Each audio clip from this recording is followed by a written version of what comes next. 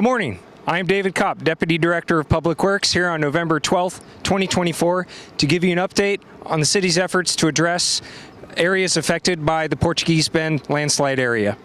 I'm standing at the edge of Klondike Canyon, where a contractor is performing extensive grading operations to restore drainage in the Klondike Canyon area. This is one of several areas where the city is going to be implementing winterization efforts in conjunction with the city's deep dewatering well program to best prepare ourselves for the wet weather season ahead.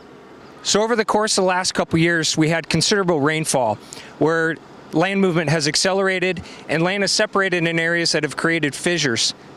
In other words, shortcuts for the stormwater to enter areas within the landslide, further accelerating land movement. And so this winterization component of the city's efforts to remediate areas within the landslide, we are filling in fissures to prevent water from short-circuiting, entering the landslide, and to get it to adequate drainage courses and ultimately out to the ocean.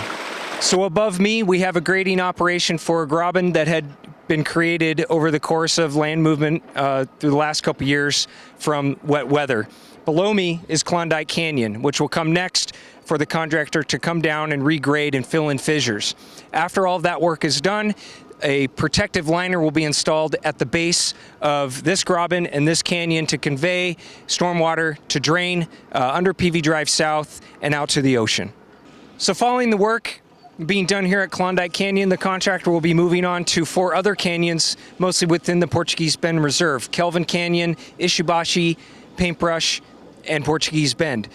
Further winterizing areas within the landslide in preparation for the wet weather to come. The next location I'll be showing you for winterization is within the Seaview neighborhood. I'm standing on Exultant Drive in the Seaview neighborhood, where sections of the street are being regraded and repaved to restore drainage to the area.